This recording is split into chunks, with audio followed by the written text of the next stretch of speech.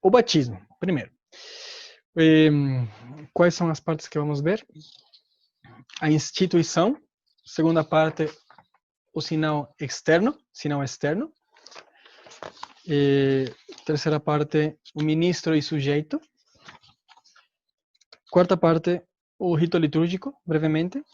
E quinta, os efeitos do batismo. Então, 5 partes para o sacramento, ok? Vamos na parte da instituição. O batismo é a porta de ingresso da vida com Cristo na igreja. Ele, de fato, será o primeiro dos sacramentos da iniciação cristã, seguida do crisma e da Eucaristia, culminando com a Eucaristia. Então, primeira parte desta instituição. Como já tínhamos dito, existe uma prefiguração. Onde que encontramos esta prefiguração do batismo? O batismo cristão é radicalmente diverso dos muitos, atenção, e diversos rituais da antiguidade, que incluem ritos de lavagem e purificação. A igreja não é a primeira em ter um rito de batismo, de purificação, de lavar. Existiam vários, ok? Antigo Egito, Pérsia, Índia, Babilônia, muitos. É interessante quando o povo de Israel é exiliado e vai para a Babilônia, que começa a se contrastar com ritos diferentes que as várias populações tinham naquela época. Então começa a se questionar se o Deus de Israel é Deus verdadeiro. Né? Por isso manda profetas para lembrar disso. Deus que te tirou do Egito não te abandonará. É o Deus de toda a criação. Enfim, parênteses, é o momento em que acredita-se que o Gênesis é escrito. Embora seja o primeiro da Bíblia, não foi o primeiro a ser escrito, mas seja aqui no momento ao redor do evento do exílio em Babilônia. Fecha parênteses. Então, responde sim a um desejo do homem de purificação, mas o sacramento é por iniciativa divina, do mandato de Cristo de batizar no nome dele. E no Antigo Testamento encontramos prefigurações. Várias. A lei judaica, a mesma lei judaica, o momento de Cristo vir ao mundo, né? Existem já 2 tipos de purificação. Okay? O primeiro deles é por causa de ter contraído uma impureza legal, não de boa, mas por normas que eram feitas, né? Uma impureza legal. Por causa do contato com animais impuros, por exemplo, de certas doenças, ou a impureza sexual, por exemplo. Por isso tinham que purificar. Maria foi se purificar depois de Jesus ter nascido, ao momento que ele também vai colocar o nome e ser a circuncisão. Eram ritos já pré-estabelecidos de uma purificação necessária. Então, a primeira parte é essa, contrair impurezas legais. E a segunda é a purificação por iniciação. O não-judeu não podia participar na observância da lei senão após a circuncisão e depois somente entre aspas, batismo, que em hebraico era dito tebila. Mas não por isso se considera o batismo católico como uma espécie de adopção ou adaptação desse batismo ou rito de iniciação judaica. As águas do dilúvio, por exemplo, já eram vistas como uma prefiguração do batismo, pela sua purificação, para lavar, apagar o pecado. Água da criação, Gênesis 1, versículo 2, que diz, o capítulo 1 praticamente, né, que diz que o Espírito pairava sobre as águas, o Espírito de Deus pairava nas águas, na criação. As águas do dilúvio, como a prefiguração de lavar, né, dito especificamente na primeira carta de Pedro, ao capítulo 3, ele menciona essas águas do dilúvio como esse rito de purificação, fazendo alusão ao dilúvio em Gênesis 7. A circuncisão vista como um rito de iniciação e purificação, né? Que São Paulo faz uma alusão a isso com essa leitura em Colossenses 2, 11, 12. Espero ter aqui as diversas citações bíblicas. O passo pelo Mar Vermelho de Moisés, também feito uma alusão como prefiguração em 1 Colossenses, capítulo 10. A cura do Naamã, que se banha 7 vezes no rio para se curar da lepra, né? No segundo livro dos Reis, ao capítulo 5, versículos 8 ao 14. O profeta Ezequiel, que ele diz: aspergirei com água pura e ficareis purificados de todas as vossas impurezas e de todas vossas iniquidades vos purificarei. Vos darei um coração novo, tirarei o vosso coração de pedra e vos darei um coração de carne. Ezequiel, capítulo 36, 25 a 26. A prefiguração do batismo no Antigo Testamento, apenas uns exemplos dessa presença aí. A instituição do Novo Testamento. A palavra batismo provém do grego, e é uma palavra um verbo que se diz baptizein, que significa em grego submergir. E colocar por baixo d'água, né? Os gregos diziam que baptizavam, por exemplo, um navio de barco de guerra, quando eles destruíam um navio, né? Ele era submergido, ele afundava, era um barco batizado. Dentro dos vários significados, o mais comum deste batismo é de lavar, pela imersão. Visto que Cristo instituiu o sacramento, a imersão simboliza o ato de sepultar ao catecúmeno na morte em Cristo, de onde sai para a ressurreição com ele como uma nova criatura. Isso que acabei de falar está no Catecismo da Igreja Católica, ao número 1214. A sepultura do catecúmeno na morte de Cristo e ressurgir para uma nova criatura. Hoje em dia, também no rito ocidental, temos estas formas de imersão. Tem umas piscinas, que até é uma estrutura como uma espécie de piscina, com uma escada que entra e sai, né? Enfim. O batismo do precursor, São João Batista.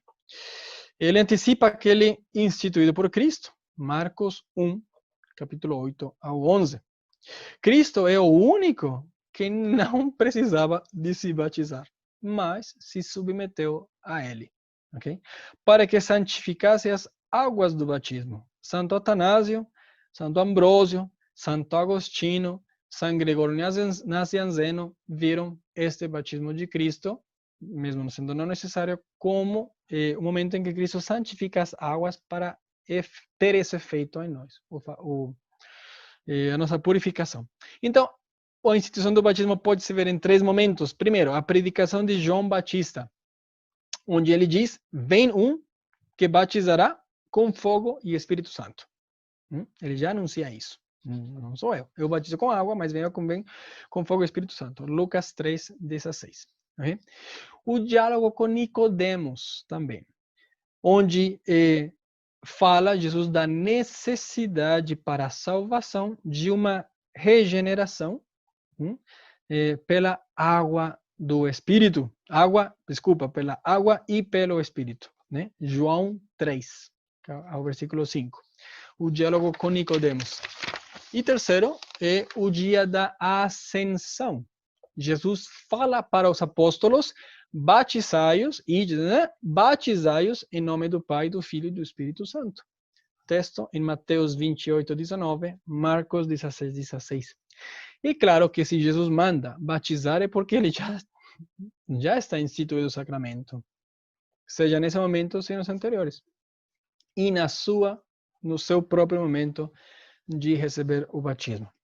A base da escritura do sacramento está no envio e mandato de batizar. Existe sim quem pensa que o momento fundacional seja o momento que Cristo entrando nas águas do Jordão. A escolástica pensa tudo isso. Embora Santo Tomás de Aquino fala que as águas receberam assim a força santificante para o batismo, embora só foi imposto como obrigatório após a morte e ressurreição, ou seja, após de ele ser a fonte dos sacramentos na cruz e no mandato apostólico no momento da ascensão. São Pedro Abelardo, por exemplo, ele diz que é o diálogo com Nicodemos, esse é o momento do batismo. São Bonaventura, Dunstan Scott, que é no envio de batizar. É provável que Cristo, durante a sua vida, foi dando rasgos essenciais pelos diversos atos, assim como foi fundando também a sua igreja em diferentes momentos. O batismo de Cristo, água é a matéria numa purificação espiritual. Água é a matéria numa purificação espiritual. Descreve, manifesta uma forma trinitária. E o diálogo com Nicodemos insiste na necessidade de sacramento, essa via comunicação. Se ele mesmo batizou, se Jesus mesmo batizou, não temos conhecimento disso. Se os apóstolos foram batizados, não sabemos, né? Tem um momento no qual perguntam a João: ei, tem alguém lá batizando? O que a gente fala com eles, né? Deixamos? E ele diz: não, calma aí. Eu falei que não sou eu o Messias.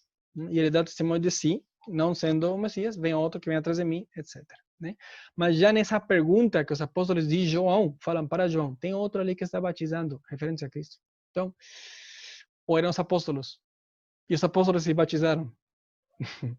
Entendemos que sim, que foram batizados pela vida de Cristo ao momento deles se infundirem, especialmente em Pentecostes, e depois na ascensão, ao momento de enviá-los a batizar.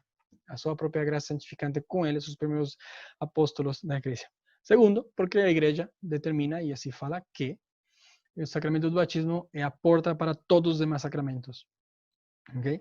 Vem várias perguntas sobre o momento fundacional, mas o sacramento está ali, fundado por Cristo. Um pouco de história sobre esta fundação da instituição do sacramento. A Didache ou Didache é um documento muito antigo da igreja, que não se sabe quem foi o autor, mas ele descreve várias coisas da vida dos cristãos. É um documento do ano 100 após de Cristo. Okay? Então, já ele descreve o rito de imersão em água corrente e um triplo derramamento de água. Ok? Tem um livro que se chama Sources Chrétiens, né? Um livro autor francês, onde se recolhem e se citam assim os documentos antigos. Ok? Então, Sources Chrétiens a estar ali a citação. São Hipólito, no ano 215, deixou uma relação bem detalhada do rito. Um catecumenato por 3 anos, um rito muito semelhante ao odierno, unções e exorcismos antes do batismo, profissão de fé, o batismo por imersão, a unção batismal, e fala também do batismo das crianças, muito importante. 215, e descreve um batismo igual. Né? Santo Agostinho, o batismo depende da santidade e verdade de quem o instituiu, de Cristo, não dos méritos de quem administra, nem de quem recebe. Né? Isso é muito importante porque Agostinho está lutando com certas heresias do momento. Eles vão dizer que os sacramentos não são válidos porque os ministros são tão pecadores como outros. E ele diz, não depende senão do seu autor, a sua santidade e a verdade. Okay?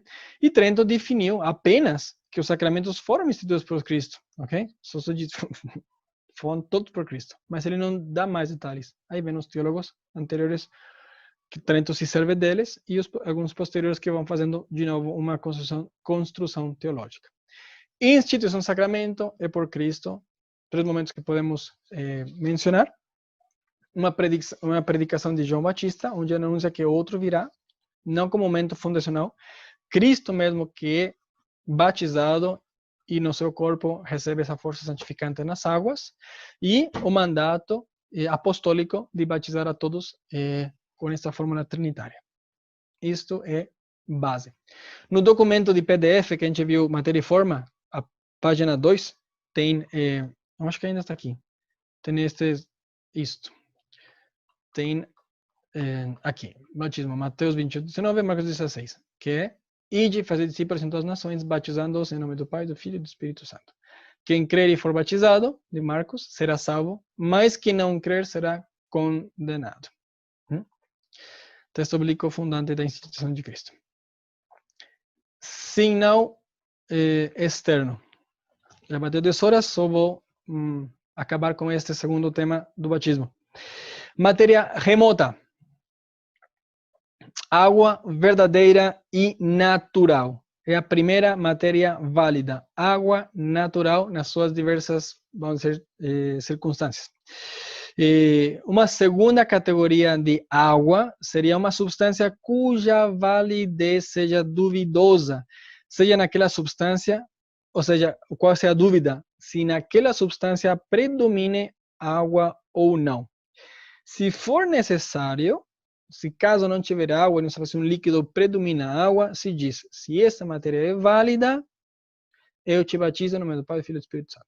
É muito difícil para nós, hoje em dia, não termos um recurso de um pouco de água, né? Mas pensemos que estas questões eram feitas lá atrás, sabe? Não tinha, não tinha tanta, vamos chamar assim, civilização urbana para ter uso de água em algum lugar que não tivesse, enfim. Mas é água corrente, água correndo. A matéria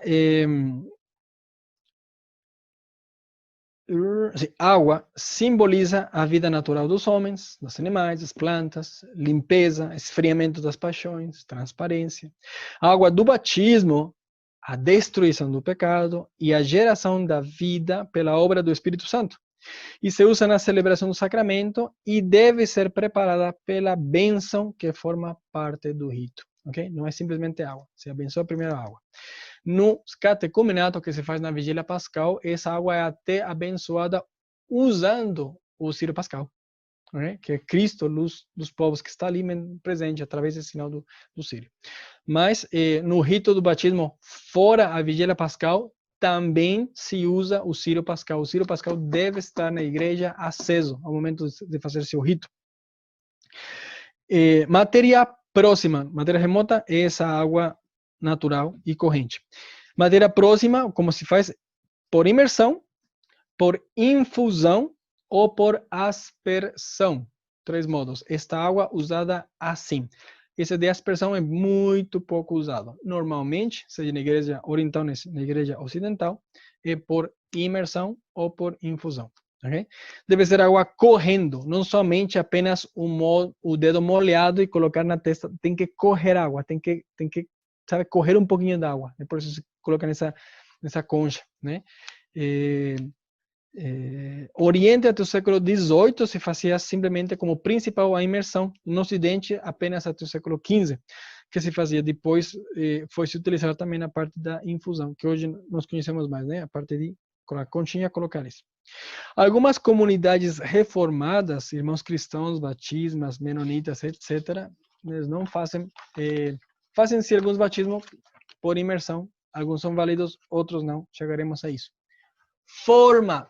Temos a matéria remota, água corrente, próxima, nessa forma, nesse modo. Dispersão, aspersão, imersão e infusão. A forma são as palavras que acompanham o rito de batismo, para dar o valor a esse sinal externo. Em Ocidente se diz, eu te batizo fulano, em nome do Pai, do Filho e do Espírito Santo. Ou fulano, eu te batizo, mas tem que se dizer, eu te batizo. O ministro que está fazendo a impressão na Cristo. É importante. E o sinal trinitário. Em Oriente, pessoal fala, servo de Deus fulano. E batizado em nome do Pai, Filho e Espírito Santo. Por quê? Porque lá se combatia uma heresia chamada novaciana, que argumentava que a fé do ministro era necessária para a validez do sacramento. Então eles dizem não, e para evitar qualquer complicação, então dizemos assim, servo de Deus fulano e batizado, etc. Pode-se utilizar alguma outra fórmula para batizar? Não. Quais seriam as outras fórmulas que foram na história eliminadas?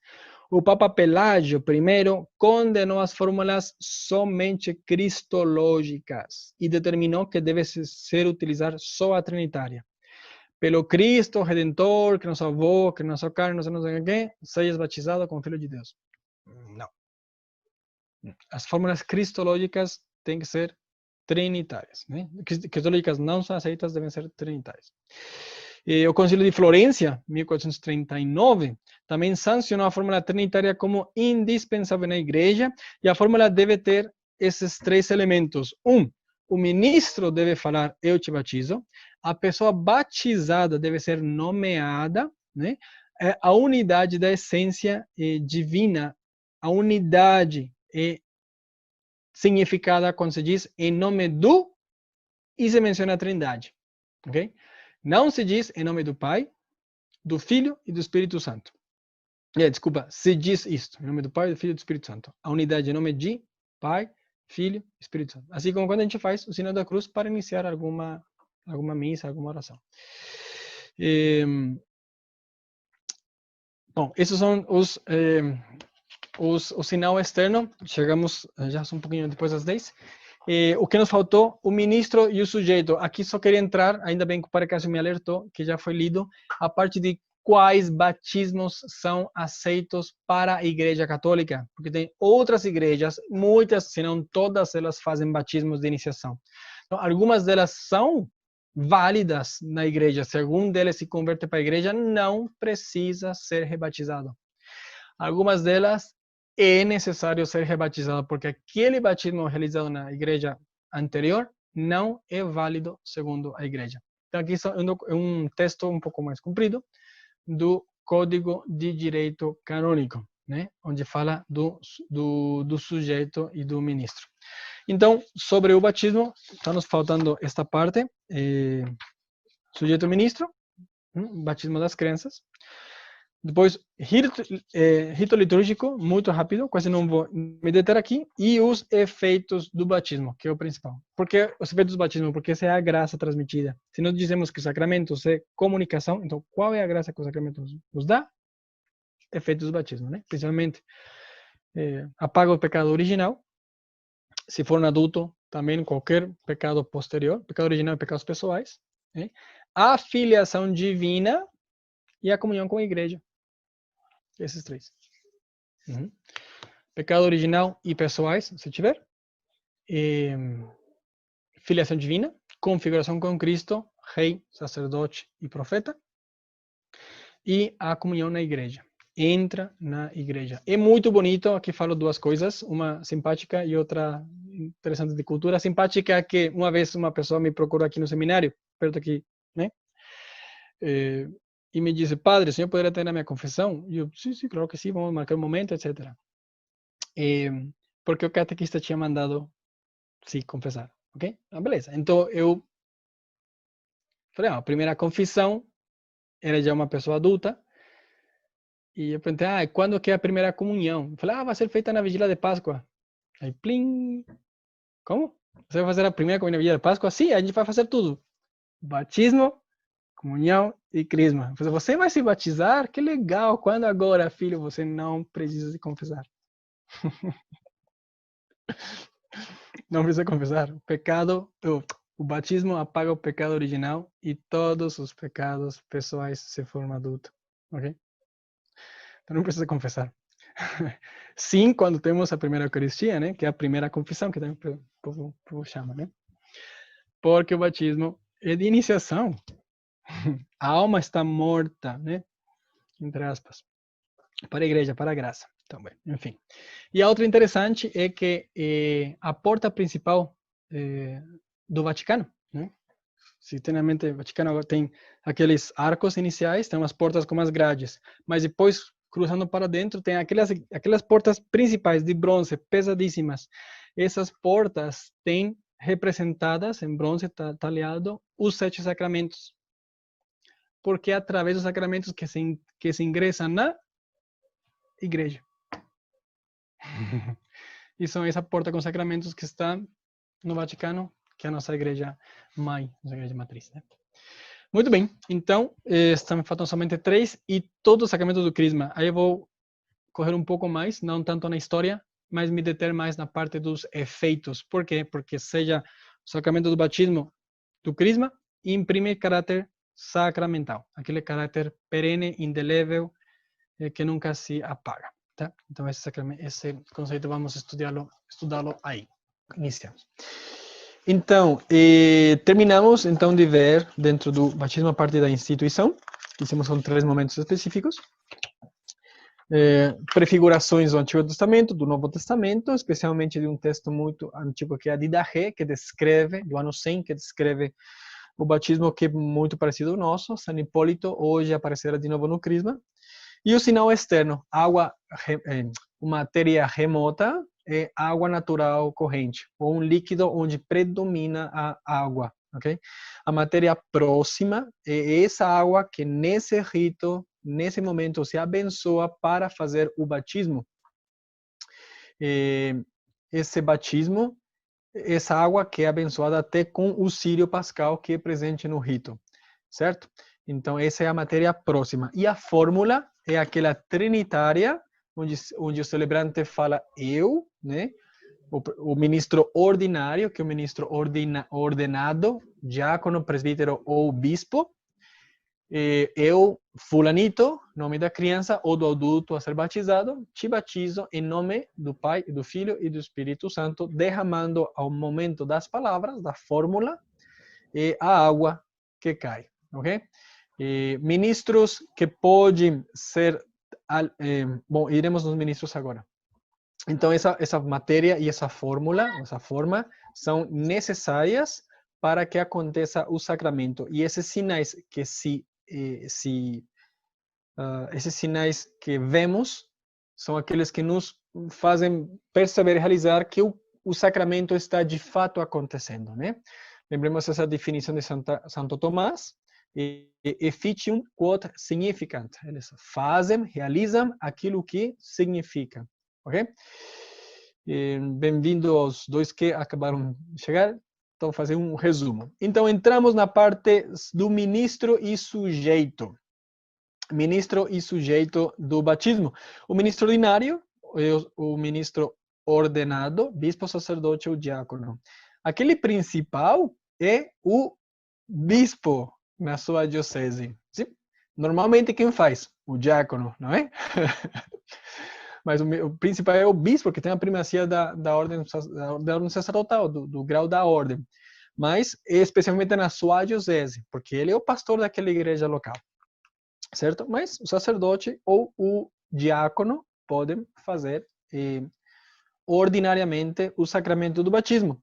Agora, visto a importância enorme para a salvação, a importância enorme e a vontade de Deus que todos os homens se salvem, qualquer pessoa pode batizar, se fizer do jeito e na intenção que a igreja tem. Sim? Esta vontade de Deus está especialmente referida na 1 de Timóteo 2, 3 e 4. Deus quer que todos os homens se salvem e cheguem ao conhecimento pleno da verdade. Essa citação, gente, é bem fácil. São os 4 primeiros números. 1, 2, 3, 4. 1 Timóteo, capítulo 2, versículo 3 e 4. Nunca esqueça. É facílima. Então, tendo em vista a importância e a vontade de Deus, a igreja abre em caso de necessidade, qualquer pessoa pode batizar. Se fizer do jeito e na intenção que a igreja faz. Okay? Isso em relação ao ministro. Eu conheço, não sei, talvez vocês, enfermeiras, que já têm feito batismos, porque a criança está prestes a morrer. Né? Então, elas ajudam e fazem um batismo. Foram já ensinadas, instruídas, etc. Eles falam, o padre falou, não tem problema. Aí depois, se a criança, com a graça de Deus, né, chegar a viver ainda, se faz apenas o cadastro, o registro no livro de tombo da igreja. Mas o padre não precisa fazer algum outro sacramento que já foi feito. Apenas uma oração, pedir a bênção de Deus, da família, dos padrinhos, enfim. Mas o sacramento foi feito. Ou também em situações... bom, já vou adiantar aqui também. Além do batismo que normalmente a gente tem, que é pela imersão, aspersão e... como chama? Esqueci o nome. Imersão, aspersão e aquele que colocamos água na cabeça, né? Esqueci o nome. Aquele normal que nós conhecemos, de colocar água na cabeça, certo? E que no Oriente se utiliza muito mais aquele da imersão. O sujeito vai submergido na água mesmo, ok? Existe também o sacramento por desejo. e o sacramento o batismo de sangue, batismo de desejo e batismo de sangue. Aquele de sangue especialmente para terras de perseguição. Hoje em dia talvez serão muito poucas, mas na antiguidade, lembremos, era difícil, os cristãos eram perseguidos e muitos deles morriam sem terem recebido explicitamente o sacramento, mas já estavam em preparação. Então, pelo martírio e em vistas da lei de desejo que deram a sua vida pela fé, recebem esse batismo de sangue. Por que a importância disto? Porque lembremos que na igreja se entra ao céu na comunhão e a filiação de vida pelo batismo. Então, se eles não receberam, então não foram filhos de Deus, então não entraram na igreja, então não poderão entrar no céu? Sim, sim, claro que sim. Porque estamos já a caminho. E outro é o batismo de desejo, especialmente quando está entrando, está preparando. Temos aqui chat. Por efusão. Obrigado. Por efusão. Isto. Obrigado aí. Imersão, efusão e aspersão. Esses são os três modos de igreja. Os mais ordinários é a efusão e a imersão. 1 ano e meio atrás, 2, já não lembro muito, vieram aqui no seminário para pedir um sacerdote para fazer umas exéquias. E, bom, aconteceu que me encontraram, aí eu vou lá, eu fui. E foi muito triste, porque as exéquias de um jovem de 17, 18 anos, não lembro, um adolescente que tinha falecido e não era batizado. Mas ela estava em preparação, estava nas catequeses, estava tudo. Quem veio me buscar foram os padrinhos dele, né? Que a mãe estava desconsolada, porque na cabeça da mulher só repetia isto: meu filho não foi batizado, e agora? Meu filho não foi batizado, e agora? Então eu tentei repetir muitas vezes. Eu sei que é um momento muito difícil para uma mãe perder seu filho e depois ir com a cabeça nisso. Então, sabe, eu tentei repetir muitas vezes, falei para os padrinhos, né, que depois de que passa esse momento mais duro do choque, né, da realidade da perca do filho e, né, tentassem repetir muitas vezes isto, porque é uma realidade que a igreja oferece, esse batismo do desejo. Ele estava já a caminho, estava só esperando a data acontecer. Então, era um crisma, tinha uns padrinhos, tinha tudo. O que faltou? Faltou realizar o sacramento, que não foi realizado porque ele faleceu. Mas está esse sacramento de batismo. Então, por que estas considerações? Porque a igreja, acolhendo, respeitando, vivendo este desejo de Deus, que todos os homens se salvem e que a igreja dê esse sacramento, existe esta especificação, esta possibilidade, vamos chamar assim, né? Batismo com água, imersão, efusão ou aspersão, de desejo e de sangue. Claro que a eficácia do sacramento, como a igreja não conhecemos, é melhor aquele físico, aquele que se realiza, né? E tem os seus efeitos na alma. Ok. Quem pode ser batizado? Todo aquele que ainda não for batizado, certo? Simples assim. Eu sou um converso da igreja quadrangular da Igreja de Jesus Cristo e eu quero ser católico. Ele pode ou não pode? Eu sou calvinista, mas eu já entendi. Eu sou anglicano, mas eu consegui entender que se a graça, nos convertemos, minha esposa, eu e os meus filhos. Eu quero entrar na igreja. Devem ser batizados novamente? Ô padre, Sim. eu dou catequese para adulto e isso aí deu uma polêmica, né? Ok. E aí eu acho que foi até aí mesmo no nosso curso que eu fiz essa pergunta, se eu não me engano. Sim. Mas assim, a resposta que eu tive foi o seguinte, que se for batizado em nome do Pai, do Filho e do Espírito Santo, é válido. Mais Sim. ou menos. Sim, não. Vou dar as especificações e especialmente o Código de Direito Canônico, que é o Catecismo das Leis da Igreja, especifica num rodapé quais igrejas não podem ser aceitas na Igreja Católica como um batismo válido e quais sim. Este aspecto que o senhor menciona, que sejam batizados na fórmula trinitária, já é um grande avanço. Não que foi errado, né? Não que foi errado, mas também tem que dar algumas outras como especificações. Então, por isso eu falei assim como que... Porque, de fato, não, assim, tem que ser. Se não é trinitária, aí sim não é válida, de jeito nenhum.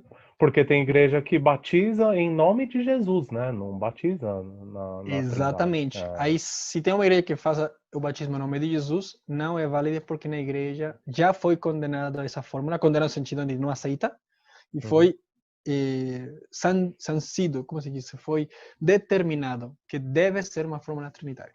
Entendi. Então, se escrever o Código de Direito Canônico ao número 869. 869. Código de Direito Canônico. Diz: diversas igrejas batizam sem dúvida, validamente. Por esta razão, um cristão batizado numa delas não pode ser normalmente rebatizado, nem sequer sobre condição, né? Ou seja, foi válido. E essas igrejas são, e ela enumera, né? Igrejas orientais ortodoxas que não estão em comunhão com a igreja. Existem igrejas orientais em comunhão com a igreja e outras que não estão. Mesmo assim, não estando, o batismo é válido. Igreja veterocatólica, Igreja Episcopal do Brasil, entre aspas, anglicanos, né? Igreja Evangélica de Confissão Luterana no Brasil, Igreja Evangélica Luterana do Brasil e Igreja Metodista. Destas igrejas, o catolicismo não tem dúvidas que seja um batismo válido. Okay? Depois tem algumas outras igrejas, número 2, das quais, embora não se justifique... Ah, a Suelen entrou. Licença... Há diversas igrejas nas quais, embora não se justifique nenhuma reserva em quanto ao rito batismal prescrito, ou seja, por exemplo, que seja trinitária, contudo, tem uma conceito teológica do batismo um pouco diferente, que faz dela não tão necessário. E, por exemplo, essas igrejas vão preferir fazer esse batismo mais para frente, mais tarde, coisas por el estilo. Mas, ainda assim, ela é considerada válida. Essas igrejas são as igrejas presbiterianas, as igrejas batistas, as igrejas congregacionalistas e as igrejas adventistas. Certo? Então, destas, não há nenhuma reserva quanto ao rito, mas devido a alguma concepção teológica, alguns dos seus pastores preferem não ter essa urgência, né? Então, deixam para depois, embora a igreja é válida, né? Além destas igrejas que mencionei, adventista, perdão, temos aqui a maioria das igrejas pentecostais, a Assembleia de Deus, Congregação Cristã do Brasil, Evangélica Igreja do Evangelho Quadrangular, Igreja Deus é Amor, Igreja Pentecostal, o Brasil para Cristo. E tem uma outra que se chama Exército da Salvação, que este grupo não costuma batizar, mas quando o faz, o realiza de modo válido enquanto ao rito. Certo? Ok, há igrejas nas quais pode-se prudentemente duvidar, nas quais, se esse fiel entra na igreja católica, é melhor fazer um batismo sob condição, ou seja, caso não tenha sido válido, eu te batizo e se faz tudo. O número do direito canônico é o número 869. 899 e é um rodapé a esse número. Se diz rodapé ou se diz nota ao pé de página, sei lá. Né? As especificações lá embaixo. Então, essas igrejas que prudentemente se pode duvidar são igrejas Pentecostal Unida do Brasil, porque apenas batizam em nome do Senhor e não em nome da Santíssima Trindade, como o senhor já comentava aqui. igrejas brasileiras, embora não se possa levantar nenhuma objeção quanto à matéria ou à forma empregadas pelas igrejas brasileiras, contudo, pode-se e deve-se duvidar da intenção dos seus ministros, conforme o comunicado da CNBB que ele publicou. E os Mormons, porque negam a divindade de Cristo no sentido autêntico e, consequentemente, do seu papel redentor. Então, se alguém deles fosse para a Igreja Católica, deve-se duvidar prudencialmente, né? Ou seja, uma dúvida forte sobre a validade na Igreja, e é melhor fazer esse batismo sob condição. Agora, o que interessa também falar aqui para nós, quais igrejas definitivamente não são válidas para a igreja. Testemunhas de Jeová, porque negam a fé na Trindade. Ciência cristã, o rito que pratica sob o nome de batismo, tem a matéria e a forma certamente inválidas. E grupos religiosos não cristãos, como Banda e outros, né? Esses com certeza não podem se aceitar como válidos na igreja, né? Na igreja católica, caso eles queiram entrar. Okay? Tem uma igreja aqui no país que tem um nome específico, Igreja Católica Brasileira, não é? Igreja Católica, isso, Igreja Católica Brasileira. Esse também deve se considerar como dentro do grupo 3, as prudentemente duvidosas. Por algum motivo, no seu rito, quase não, mas na intenção redentora, necessidade de sacramento em tempo. Okay? Então, isso é importante, o batismo na igreja. E claro que a igreja dá, assim, fala, quem pode ministrar? Todo mundo. Qualquer um pode. Ordinariamente, esses aqui. Extraordinariamente, qualquer um. Por quê? Porque a necessidade do sacramento é essencial para a salvação. Então, todo mundo pode batizar. Só que tenha as condições, ou seja, a intenção de fazer o que a igreja faz. E qual a intenção da igreja?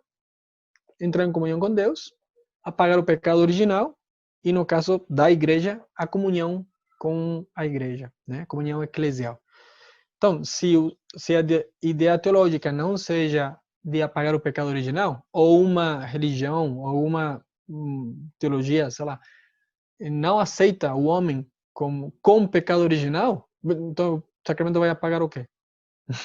Entendeu? Então, que faça o que a igreja pede, apagar o pecado original, nossos pecados pessoais, se tiver, filiação divina e o outro. Ixi, acabou o tempo, vou fazer outro.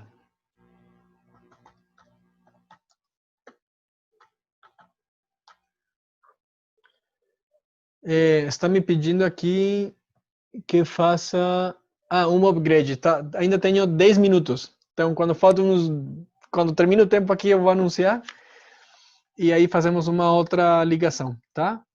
Espero que a Sori não tenha tanto problema, que aí dá meus probleminhas, ok? Vamos então, batismo das crianças. Seguinte ponto dentro daqui do batismo, batismo das crianças. A igreja primitiva, quando as famílias se fazia todas. Você imagina quando aquele centurião se converte com toda a sua família, ele, a esposa e todo mundo. Então, não é novidade. Houve um tempo na igreja que até se duvidava se as crianças deviam se fazer o batismo, mas desde o início houve batismo de crianças, né? Tertuliano, por exemplo, no final do século II, deixa o testemunho de batismo de crianças em Ocidente. Orígenes, no ano 250 depois de Cristo, refere o batismo de crianças ou das crianças como algo usual durante o período apostólico, durante o período dos apóstolos ainda, né? Então, aí o Papa depois seguiu a história um pouco, o Papa Inocêncio III, no século XIII, explicou a necessidade de batizar as crianças que, mesmo não tendo a capacidade de tomar decisões próprias, devem ser batizadas. A necessidade se fundamenta na necessidade do batismo para a salvação. Contra aquilo de deixar ele crescer e escolher a sua religião. Não sei, vocês que são catequistas, eu falei, não vou deixar meu filho crescer e que já ele escolha. Aí, necessidade para a salvação, o sacramento é necessário para a salvação. É o nosso bilhete de abrir a porta.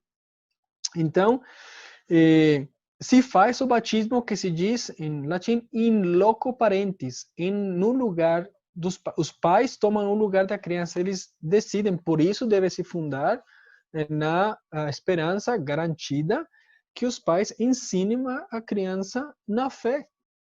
Vai lá levar o filho para batizar, mas depois não se preocupa mais na educação religiosa do filho.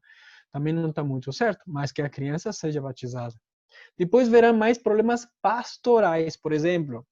Eu quero batizar meu filho, mas nós não somos casados pela igreja. Nós queremos batizar o filho, mas os padrinhos não são batizados, são casados pela igreja. E coisa, né? O que é a igreja? Essas são coisas pastorais, já não são teológicas nem dogmáticas, são questões pastorais e como lidar com essas situações. O batismo diz, normalmente, a criança seja batizada. Vamos ver o negócio. O que é o melhor para a criança? Ser batizada. Os pais não estão casados, né? Não importa, a criança receber o sacramento por ela. Agora, os padrinhos são especialmente essas pessoas que em auxílio ou em união com os pais ajudarão na formação cristã do filho.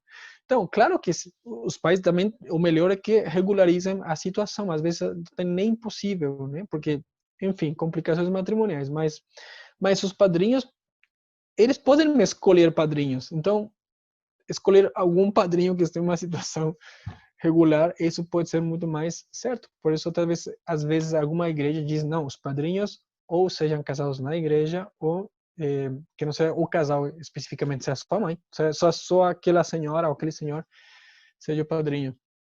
Porque aí dá para escolher os pais, não tem como escolher pais diferentes, né? Os padrinhos, sim. E são aqueles que vão ajudar no crescimento da fé. Então, mas essas são questões pastorais. Doutrinalmente, é que seja batizada a criança, que exista o batismo de crianças. Não espere ele crescer para ele decidir lá na frente a própria religião. Com um pensamento assim, muito provavelmente, não há muita educação de fé, então vai se desviar. Não vai ter nem a católica, nem nenhuma. A criança seja batizada para nos garantir essa porta do céu, né? Então, como se faz pelos os pais, assumem essa decisão por parte da criança com a esperança que ele será educado na fé. Rito litúrgico, eu não vou entrar muito nele em detalhes de como que se faz, mas é o mais importante que a matéria e a forma está dentro do rito. Tem ritos explicativos, né? Por exemplo, toda a liturgia da palavra é importante fazer toda ela, a intercessão dos santos, a vestição, como aquela veste branca, toca a boca e o ouvido da criança, o pai e a mãe faz o sinal da cruz, a introdução dentro da comunidade cristã, esse diálogo do sacerdote, o ministro com as famílias que não me colocam para o filho, etc. Se dirige também à comunidade cristã. Tudo é explicativo, porque todo mundo entra no mistério celebrado. Né? Mas é importante, como São Hipólito, no ano 215, como ele descreve o batismo, é praticamente o que nós temos. E já nesse documento de São Hipólito, anuncia o tema dos olhos, ok? Então, o principal é isso, mas no batismo também se coloca e se faz uma unção pré-batismal e pós-batismal, né? Aquele pré-batismal dos catecúmenos, que vai ser iniciado na fé, e também do crisma, na prefiguração daquele sacramento que receberá em plenitude do crisma, ok? Não é que, certo? Então, se utiliza esses dois olhos no sacramento do batismo. Que é a unção pré-batismal, no peito da criança, e depois a unção pós-batismal, no testa da criança. Né? Parte essencial do rito do sacramento é a expressão imersão e a fórmula dita pelo ministro, certo? Tem, como comentei, o Círio Pascal na celebração litúrgica, e quando se é de adultos do catecumenato, Se faz normalmente na vigília pascal, feita pelo bispo, e se entregam os 3 sacramentos de iniciação, batismo, crisma e a Eucaristia. Okay? Efeitos do batismo. Seguinte parte, aqui essa parte vamos entrar um pouquinho mais à profundidade. Os 3 principais já os anunciei: perdão dos pecados, união com Cristo e comunhão eclesial. Vamos destrinchar estes efeitos. Temos 2 minutos e meio. Perdão dos pecados. Perdoa o pecado original e todos os pecados pessoais. E as penas temporais merecidas pelos mesmos. Isto foi estabelecido já no Concílio de Florença, no ano 1431. Okay? Quando é um adulto, também as penas temporais causadas pelo pecado. Quais são essas penas temporais? O exemplo que eu gravei, sempre tive, foi como se a gente tivesse um pedaço de madeira, um lenho de madeira, né, que ele está completo, a nossa vida, que inicia a vida em Deus, e o pecado fosse como um prego que é colocado na madeira. A confissão, os sacramentos de restauração, ele tira o prego, tira o pecado, não existe mais, apagou, mas ficou um buraquinho ali. É como se fosse as consequências do pecado em nós ainda, né? Então, existem umas penas temporais. Então, por exemplo, o batismo limpa tudo, purifica, coisa que também nos ajuda às indulgências. Acho que já, né, por exemplo, o Papa deu agora, com o tema do Covid, a pandemia e tal, maior facilidade das indulgências, apagam as penas temporais, para que uma melhor preparação para o encontro com Ele, uma maior unidade com Ele, e especialmente tentando que essas consequências do pecado nós apagassem. Então, apaga tudo isto, o pecado total, desde o Concílio de Florença, 1431, já determinado pela Igreja. O sacramento recebido sem plena disposição, faltará uma reavivar essa disposição para que o sacramento do batismo seja pleno. Vamos dizer que alguém recebe um sacramento. Bom, aqui vou comentar isso melhor no sacramento do crisma. Que no batismo a pessoa não precisa se confessar antes de, né? Mas outro sacramento, imaginando que ele não esteja em graça naquele momento, ou não se confessou há muito tempo, não deu, recebe o sacramento, que não deve ser, deve ser a devida preparação, mas não recebe em plenitude todos os efeitos do sacramento. Uma vez ela se confessando, é como restaurar e ter toda a plenitude dos sacramentos, certo? O batismo é a justificação ou a transição do estado em que nascemos fora da graça. A transição para estarmos dentro da graça. É a graça do batismo que nos dá essa união com Deus, a união divina, a filiação divina. Romanos 5:1.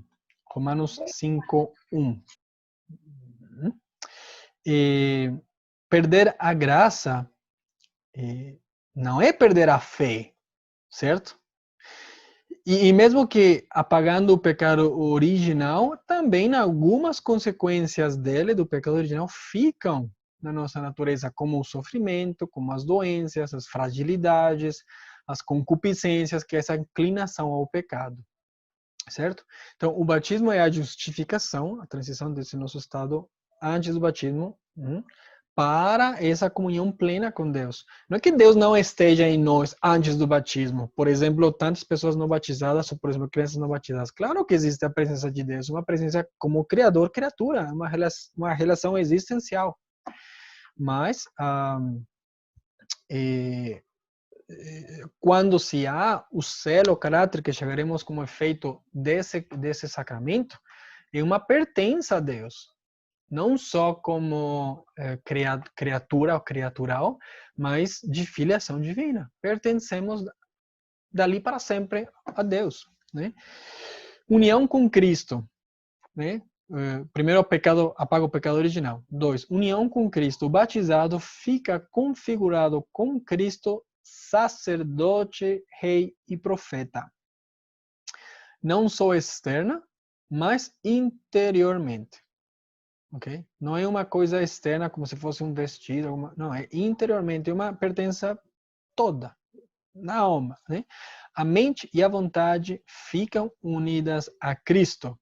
O conceito do caráter sacramental, que este selo indelével na pessoa humana, na alma do batizado, ou do recém-batizado, tem o seu fundamento bíblico, segundo o autor que estou seguindo, Padre Paul Hafner, né?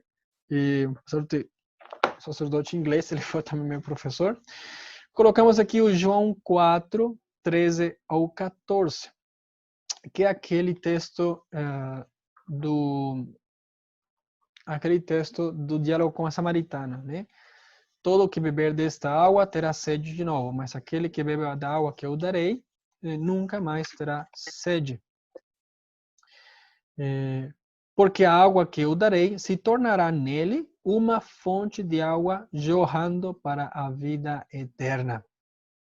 Okay? Pode-se comparar, aqui o padre faz esta comparação, com um poço construído no nosso interior, que é o batismo, né? Onde a água, que é a vida de graça, corre, onde se encontra essa vida de graça. Né?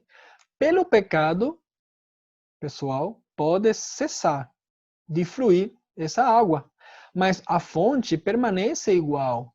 Essa fonte construída, essa fonte conformada, configurada em nós.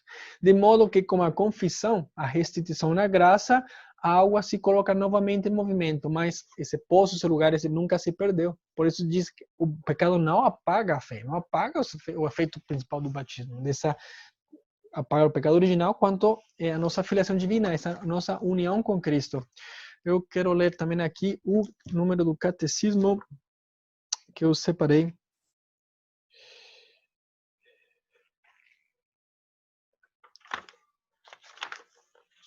Onde fala dos sacramentos do batismo aqui.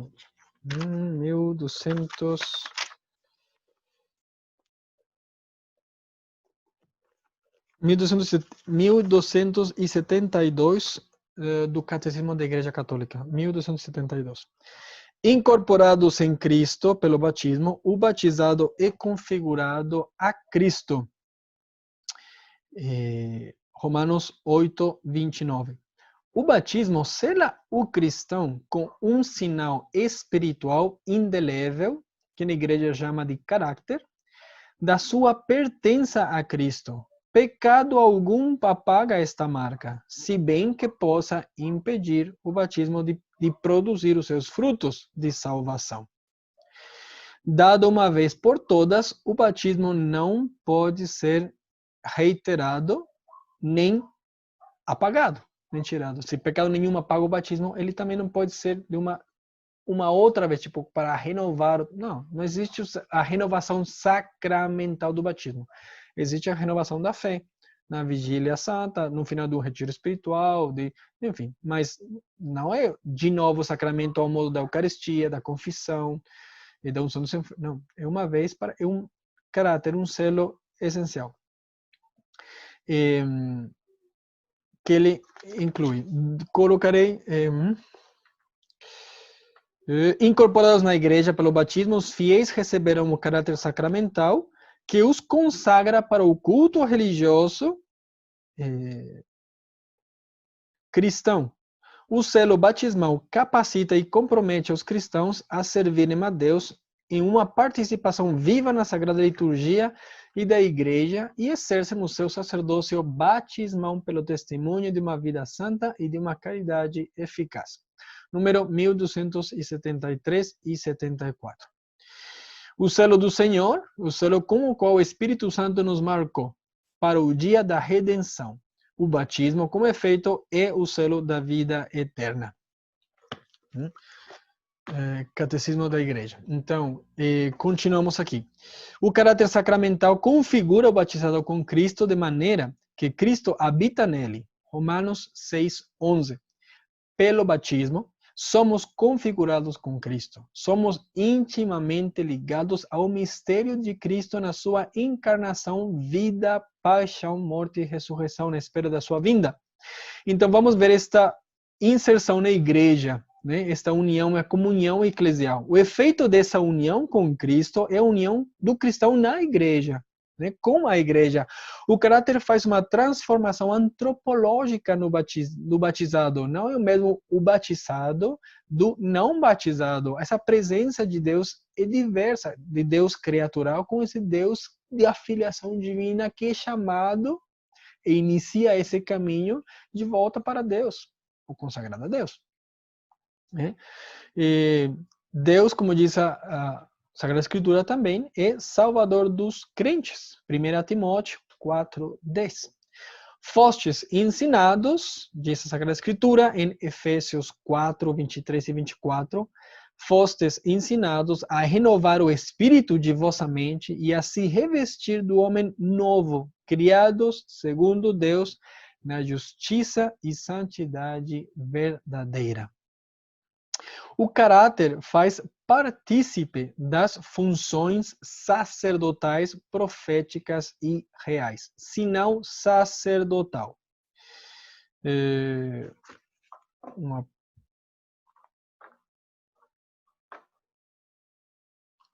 Vou colocar aqui o texto, que ele é um pouco, não tão comprido, mas eu queria colocar sim aqui para a leitura de todos podemos seguir, né? Vou partilhar a minha tela para vocês. Aqui.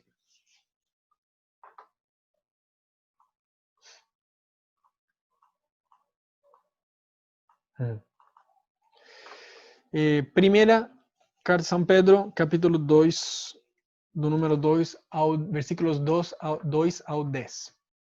Lemos. Como crianças recém-nascidas, desejai com ardor o leite espiritual que vos fará crescer para a salvação.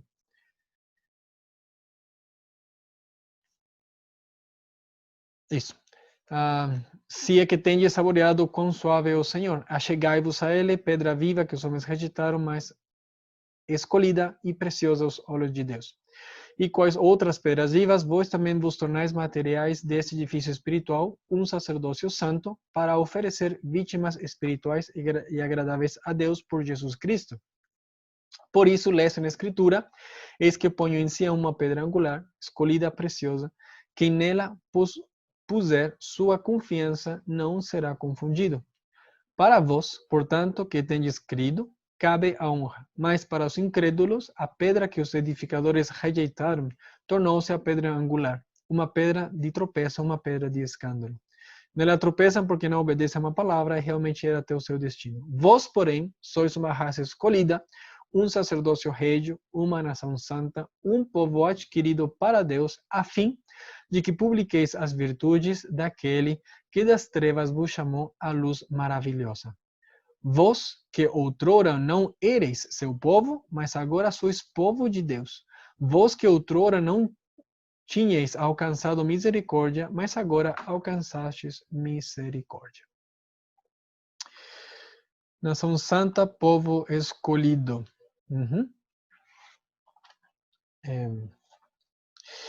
Essa participação litúrgica, sacrificial, essa virgindade voluntária pelo reino de Deus, esse matrimônio, a santificação da vida cotidiana, a aceitação e o sofrimento do sofrimento, a doença e a morte. Lumen Gentium, capítulo 10 a 34. Esse sacerdócio comum, esse de oferecer a Deus essa participação litúrgica, né, que temos com Ele, de todos os fiéis. Esse sacerdócio comum que todos os fiéis participamos pelo batismo que oferece a Deus Pai, okay? É a base do sacerdócio ministerial. Todo batizado participa do sacerdócio comum de Cristo, o qual é a base do sacerdócio ministerial. Por isso, aquele que é chamado ao ministério não pode aceder a ele se não for batizado. Todavia, e muito importante, o sacerdócio ministerial difere essencialmente do sacerdócio comum dos fiéis. Ou seja, não é apenas um complemento, não, é a base. O sacerdócio tem a sua identidade própria, mas é a base. O sacerdote não pode aceder ao sacramento porque se não tivesse sido batizado, ok? Mas essa função sacerdotal do Cristo é essa função que nos faz a todo cristão nessa união e comunhão com Cristo oferecer as nossas coisas, as nossas vidas, as nossas situações.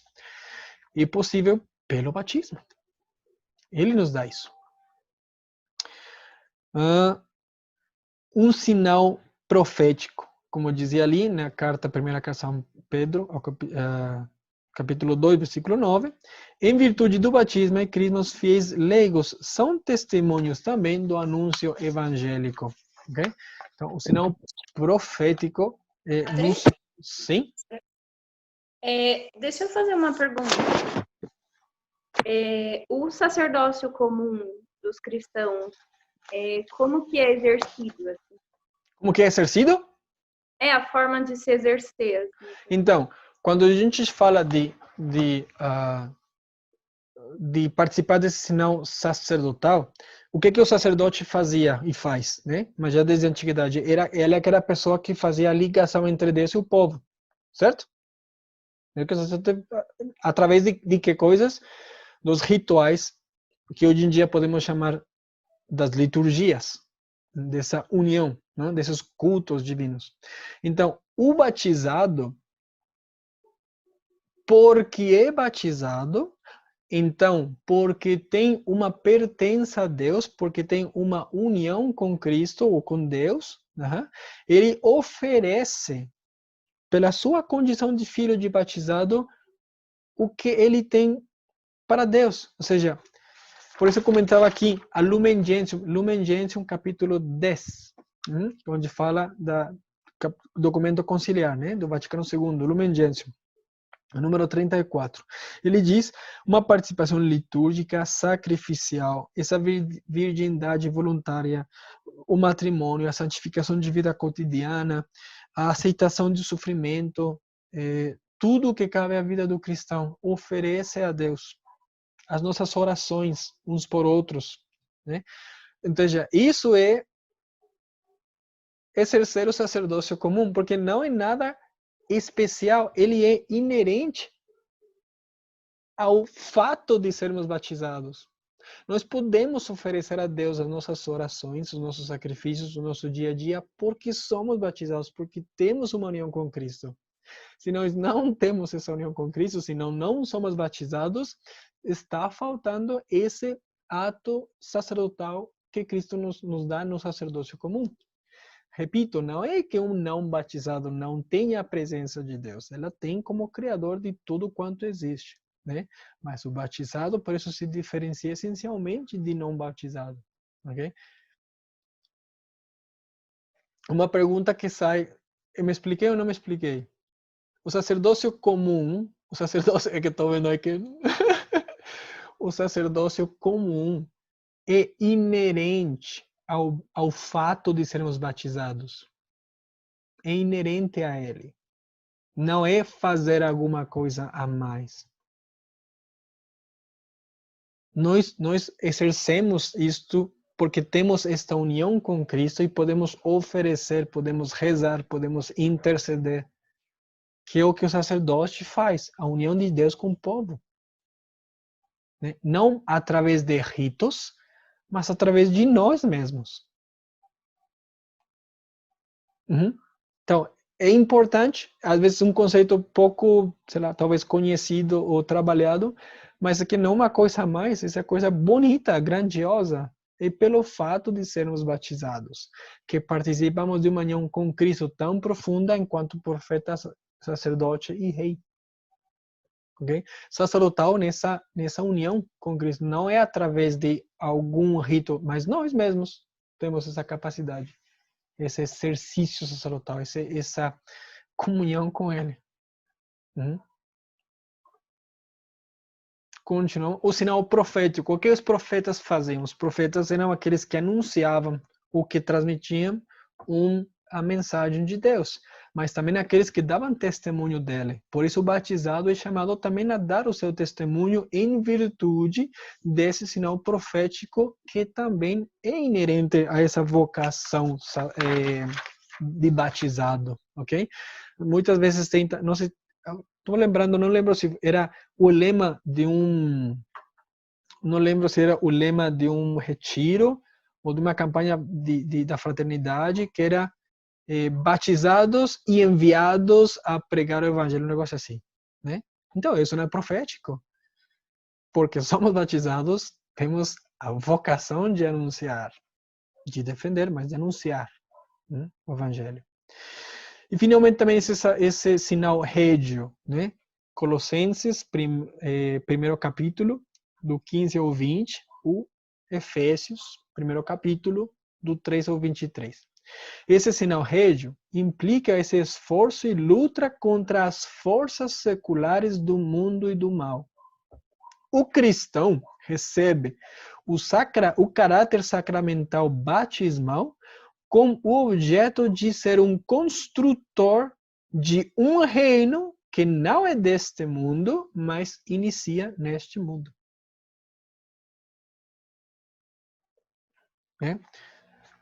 Não tem uma música que eu aprendi primeiro em espanhol e depois vim saber que é do padre Cezinho, que diz: sou cidadão do infinito, semeio a paz em meu caminho, um negócio assim, né? Então, justo isso, somos construtores do reino, de um reino que não pertence a este mundo, mas já inicia neste mundo. Nós somos cristãos aqui, destinados para estar com Deus na vida eterna, mas aqui. Então, é um sinal sacerdotal, porque na nossa condição de batizados oferecemos a Deus, damos culto a Deus na nossa própria vida, com a nossa própria alma. É um sinal profético, porque somos também chamados a anunciar esse evangelho a todas as nações, porque somos batizados.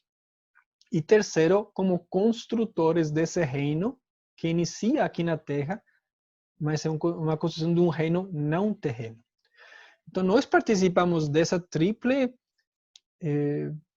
vocação pelo batismo. Olha, são consequências pelo fato de eu te batismo no Pai, Filho e Espírito Santo.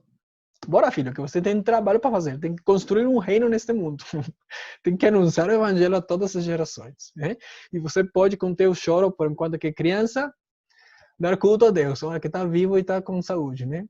Mas somos chamados a esses três pelo fato da nossa vocação de batizados. São consequências, são efeitos do batismo. Então, esta união com Cristo, que nós dizemos, somos configurados com Cristo, temos essa união com Cristo, esse selo de caráter inedrével no qual somos pertencentes a Deus. Sim, mas também temos esta resposta porque temos a vocação de batizado, de sermos esse sinal sacerdotal, profético e régio. É muito profundo isso aqui. Não é só o batismo e depois a festa. Gente, é um compromisso de vida.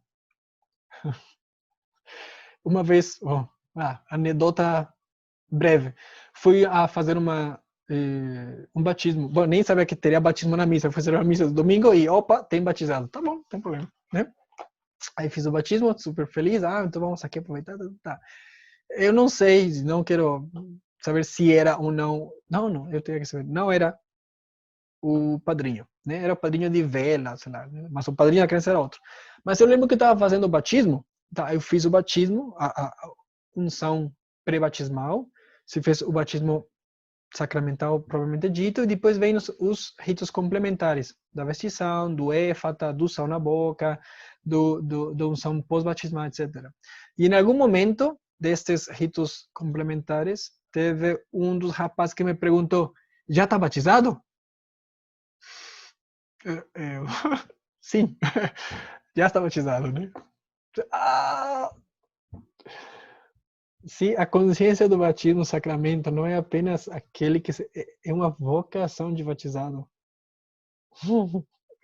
Então, temos a graça de conhecer e também pode transmitir essa profundidade do que é a vocação do batizado, né? Continuamos. Dom do Espírito Santo. 1 Coríntios 12, versículo 13. De fato, todos nós, judeus ou gregos, escravos ou livres, fomos batizados num só Espírito, para formarmos um só corpo, e todos nós bebemos de um único Espírito. Outra cita bíblica, Atos 19, 5 a 6. Tendo ouvido isso, eles foram batizados no nome do Senhor Jesus. Paulo impôs-lhes as mãos e o Espírito Santo desceu sobre eles. Paulo, em Éfeso, encontra também com os discípulos de João Batista e há uma conversa com eles. E aí vocês já receberam o Espírito Santo? Não, apenas o batismo no nome do Senhor Jesus. Então Pedro vai lá e faz a mesma coisa, reza com eles e recebe o Espírito Santo. A diferença da presença de Deus no não batizado é essencialmente do não batizado, com uma presença criatural de uma presença filial. Né? Isso, repito, uma ideia já trabalhada. Está presente em nós como templos vivos do Espírito Santo, 1 Coríntios 6, 19, e é no Espírito que nós podemos dizer Abba, Pai, Gálatas 4, 6, pois nos une a Cristo e nos faz filhos de Deus numa relação trinitária. Filhos de Deus. Vamos um pouquinho mais sobre esse filhos de Deus. Romanos 8 e 15. Todos os que são guiados pelo Espírito de Deus são filhos de Deus. Versículo 14. De fato, vós não recebestes espírito de escravos para recairdes no medo, mas recebestes o Espírito que por adoção nos torna filhos, e no qual clamamos Abba. Versículo 15. O próprio Espírito se une ao nosso espírito, atestando que somos filhos de Deus. Versículo 16. Romanos 8, 14 a 16. Somos filhos de Deus. Essa eleição para sermos filhos de Deus, filhos e filhas de Deus, inclui o conceito de predestinação, assim como lemos em Éfeso 1, 14. De novo, temos 10 minutos. E nos escolheu nele antes da criação do mundo para sermos santos e irrepreensíveis diante dos seus olhos. No seu amor nos predestinou para sermos adotados como filhos seus por Jesus Cristo, segundo o beneplácito da sua livre vontade. Estamos feitos para Deus. Essa predestinação na visão da igreja é aquela da vontade divina que todos os homens se salvem e cheguem ao pleno conhecimento da verdade. E todos vocês já sabem qual é a citação bíblica dessas palavras, não é? 1 Timóteo, capítulo 2, versículo 3 ao 4. 1, 2, 3, 4. Ok? Então, significa que Deus quer que todos os homens se salvem. De fato, Jesus morreu por todos. Coisa, por exemplo, que teve várias heresias no meio jansenista, que negava que Deus tivesse morrido por todos, dessa forma universal. Não, Jesus morreu por todos. Todos os homens se salvem. Vontade salvífica. Mas, isso, ninguém pode pensar imprudentemente que tem sido predestinado à salvação, ou seja, sem responsabilidade pessoal. Não. A predestinação que fala aqui é que nós somos feitos para Deus. Esse é o nosso destino pensado para nós. Mas cada um temos a nossa responsabilidade. Isso sim, claro que sim. Entendeu? Somos filhos de Deus, chamados a sermos dele para sempre. Um membro da igreja, o batismo dos Atos dos Apóstolos, é visto como o ingresso na recepção na comunidade cristã. Lemos assim nos Atos dos Apóstolos que se realiza o batismo num contexto de fé, de modo que a comunhão eclesial está indissoluvelmente vinculada à comunhão de fé e à comunhão eucarística. Lemos em Atos 2, versículo 42. Eles eram perseverantes em ouvir os ensinamentos dos apóstolos, na comunhão fraterna, na fração do pão e nas orações. E tudo isso é um contexto eclesial, certo? Aí é onde nós entramos nessa parte da membros da igreja. Então, borra o pecado, apaga o pecado original, pecados presentes, se tiver, e as penas temporais unidos a eles, se tiver. 2, nos faz filhos divinos, a filiação divina, união com Cristo, especialmente como aprofundamos um pouco mais no sinal profético, sacerdotal e régio, e nos faz sermos membros da igreja.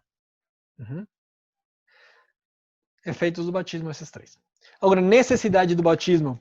Catecismo da Igreja Católica, números 1256 a 1263. O batismo não é bilhete automático e garantido para o céu. É sim a condição para que tenhamos essa porta para o céu, para entrar nele. No ano 418, o Concílio de Cartago, na sessão número 16, já falava isso, contra Pelágio, que ele subestimava o valor da graça e negava a propagação do pecado original. Não, ele apaga e ele é necessário para a nossa salvação. O Concílio de Trento, como tínhamos mencionado, o Trentão, ele diz na seção 7ª, cânon 5, sobre o batismo necessário. Lembram Trento? O que ele disse? Todos foram instituídos por Cristo, são 7 sacramentos e são necessários para a nossa salvação. Em relação aos sacramentos, é o que ele diz. Tem muitas coisas que o Trento disciplina. Por exemplo, temos os maniqueus e os mesalinos, que eles diziam que o batismo é opcional. Os valdenses, que eles eram antissacramentos, eles achavam supérfluo o batismo das crianças. Lutero mesmo acredita sim na sacramentalidade do batismo como uma coisa que seja muito verdadeira, como um meio de salvação para as crianças. Mas ele não conseguiu harmonizar a doutrina da justificação pela fé. Lembram de que é sola fides? Justificação pela fé, unicamente pela fé. Compaginar isso, harmonizar essa sola fides com um sacramento que salva. Não, nós somos salvos pela fé, não precisamos de um sacramento. Embora, no início, ele tinha este valor como um meio de salvação. Mas somos salvos pela fé, segundo ele. Então, para aí também não é necessário.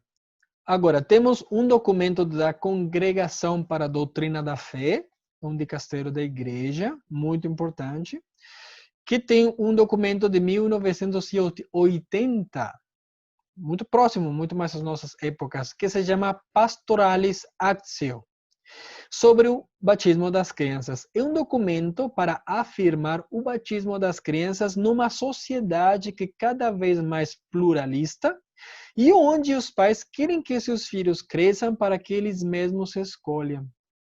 O documento, além de reforçar a necessidade do batismo das crianças, também serviu para chamar a atenção para um indiferentismo religioso, onde toda religião é igual ou semelhante e o que importa é seguir uma religião. Então, o que o documento diz é importante, o documento o batismo das crianças. Isso para alertar, implícito no documento, mas que não é para deixar a criança continuar e que lá ela escolha. Então, cuidado com isso. E também o independismo religioso. Tipo, não importa qual, importa é seguir uma. Tem uma frase que a mim me deixa um pouco assim, né? Quando tem uns conversas, tal, né? Que o pessoal fala, Deus é um só.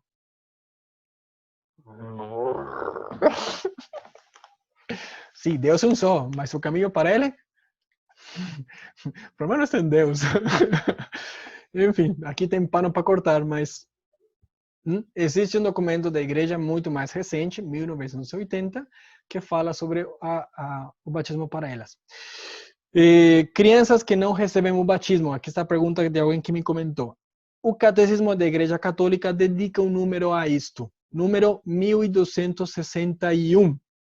Com isso conclui o todo do sacramento do batismo, dizendo, baseado nesse texto bíblico, deixar que as crianças venham a mim em Marcos 10 e 14.